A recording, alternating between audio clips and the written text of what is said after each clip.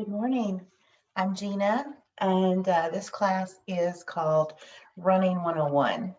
And I am a certified personal trainer, also a running coach. I've done several races, I've done lots of 5Ks, um, several half marathons, and one full marathon. And I wanted to start this class because I know that there's a lot of people that might have thought about running, but thought, oh, I can't do that. There's no way. I just can't. I can't run. I can't run. I heard so many people say that. Um, but I am I'm here and I did it and didn't think that I could do it either. Um, there's a lot of things that I want to go over. Also every Saturday I'm going to do this class and have like a different topic each week probably. We're going to follow a program, and you may have heard of it. It's called the Couch to 5K. This program starts you out slow, so you will actually start in a walking, um, um, well, and then you will gradually increase slow jogging throughout. So, like each week, there will be three workouts, the same workout 3 times a week. And before the end of the class today, I'll go over what the workout for this coming week is. What do you need to start running? Anybody can run. Their body was made for movement. And you just think back as a kid, you were probably running through the playground, chasing people, playing tag. Everybody can run. Um, and I know that one of my struggles in running was that I wasn't very fast, and it really started to drag me down, made me feel like I wasn't good enough. But as I've gotten stronger and older, I realized that everyone has their own pace. And as long as you keep your body moving, it doesn't matter how fast you are. It's still exercise, you're still moving your body.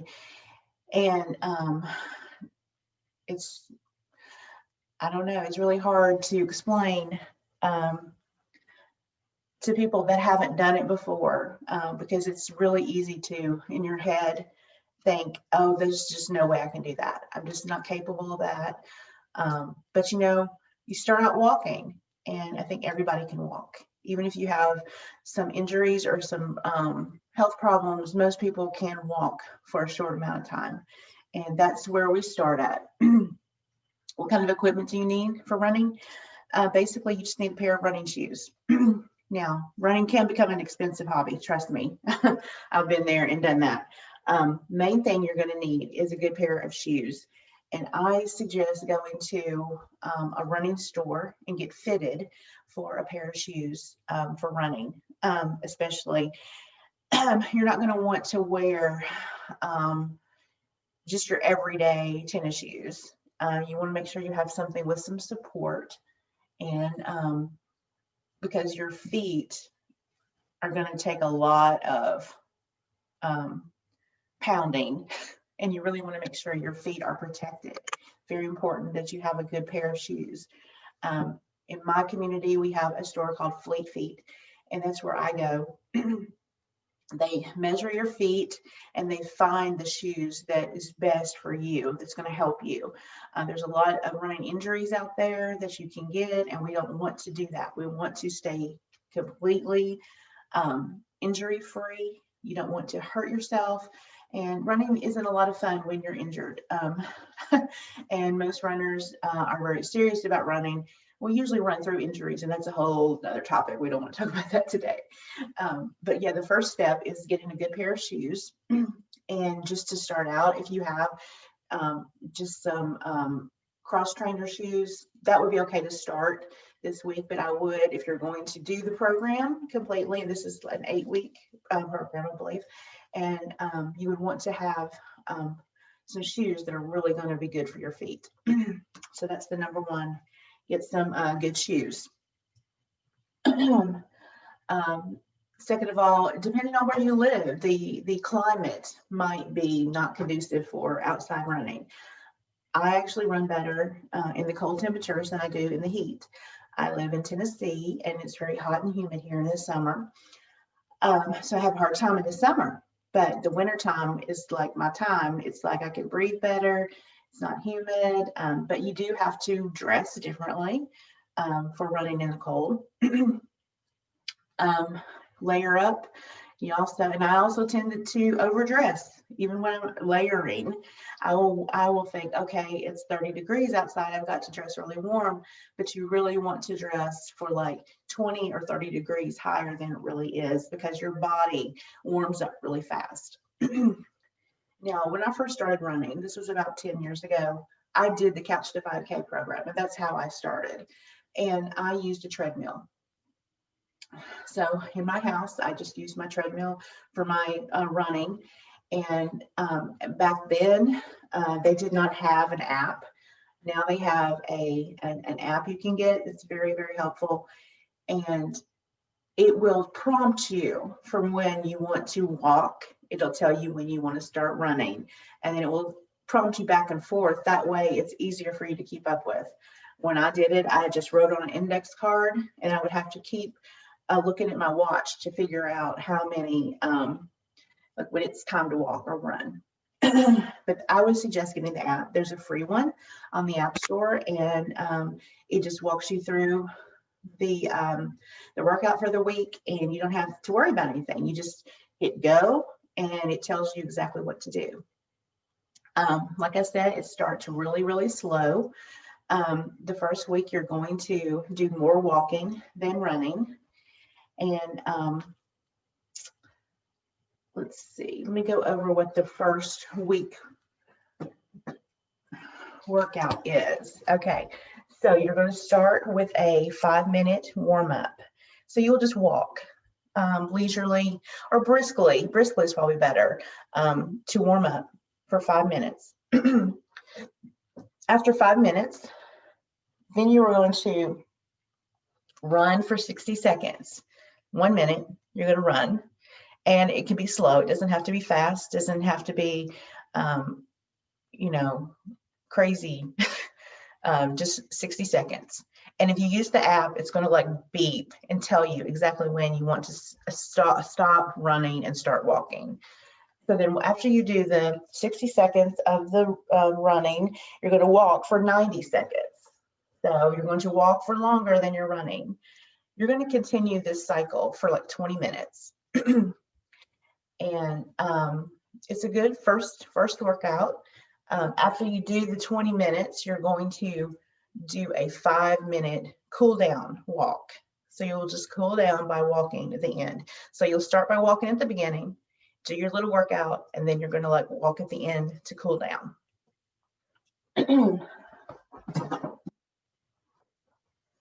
And I think this is a good program really for beginners to start, or somebody that has not been running in a while. I actually did take a good break from running last year, and I decided this year I want to run more, so I'm going to be doing the program too. We're not actually going to do the workout on this class because I run outdoors and I can't really take my camera with me while I'm running.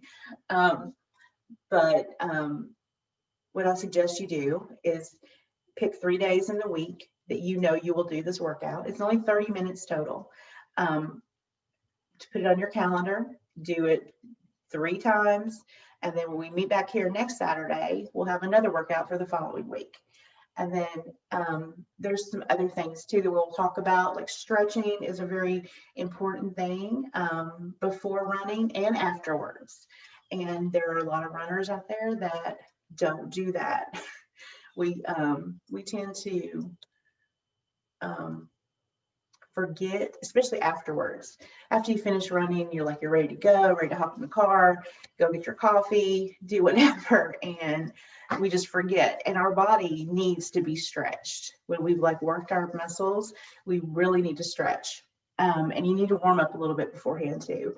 Usually by dynamic stretching, the ones that I do mostly, and I'll show you a few, are hip openers is one. So you raise your leg up and out to the side, and you're going to do that alternating sides. And you're going to do this about 10 times, I would say, on each side. It's going to open your hip up. Injuries in the hip is a big deal, a big thing for runners. So you want to make sure your hips are loose. Also leg swings, so you might want to hold on to something and you just want to swing your leg back and forth. Warm that leg up. And you want to do that on both sides also. Another good stretch are what we call toy soldiers, where you're going to walk and your arm is going to come to your foot. It's going to stretch out your leg really good. Those are just a few warm-up stretches that you might want to do before you start your workout. Let's see, I think for today, that is all that I wanted to cover. This is just an introduction to the class, and this is an 8-week program. By the time we finish the 8 weeks, you'll be ready to run a 5K. Whether or not you run the entire thing or you alternate walking and running. I'm more of an interval runner, so I run for 3 minutes and walk for 1. Or when I'm just getting started back, I start with 1 minute. I'll run 1 minute and I'll walk a minute. And I just alternate back and forth the entire time. And it's very doable also if you're a beginner to think of it that way. Because I think a lot of people think runners are like the elite runners. You see like in the races on TV, they just are like 6-minute mile and they're just running like at full speed. Not everybody can do that. And that's okay, because we're not all elite athletes. But anybody that wants to can run. And doing the walk run intervals is the best way that I have found to be able to do longer races.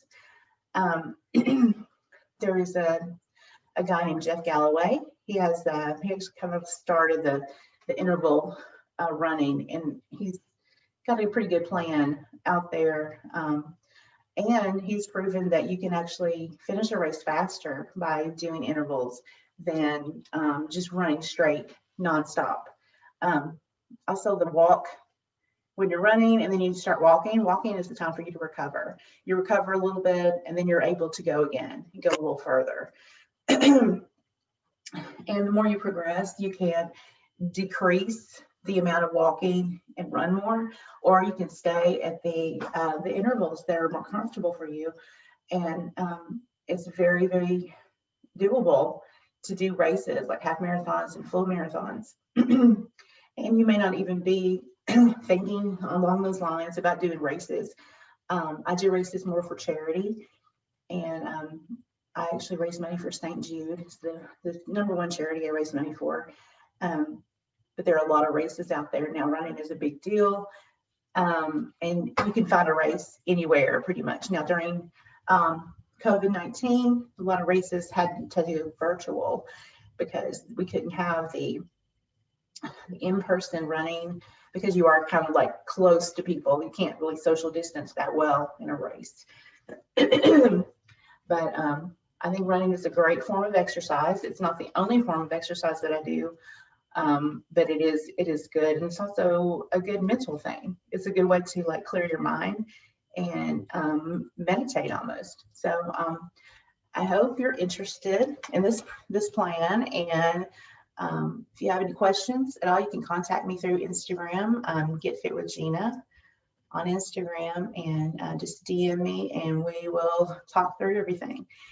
And I think it's going to be fun, and it just really, you'll feel like you really accomplished something. Even, you know, if you do a 5K, you've never done one before, that's a great thing. And that's kind of what got me motivated into running, is because the first race I did, the first time I ran across the finish line, it was just amazing. And I'm usually at the back of the pack, what they call. So I'm not a fast runner at all, but I'm going to finish. And that's all that's important, is that you do finish what you start. Okay, so I hope you enjoy this class, and we'll meet back here next Saturday. Now this week you want to do your 60 seconds of running, 90 seconds of walking, alternating, and do it 3 times. So then next week we'll be ready to up it just a little bit. Okay, so I hope you have a great day and enjoy and Happy New Year.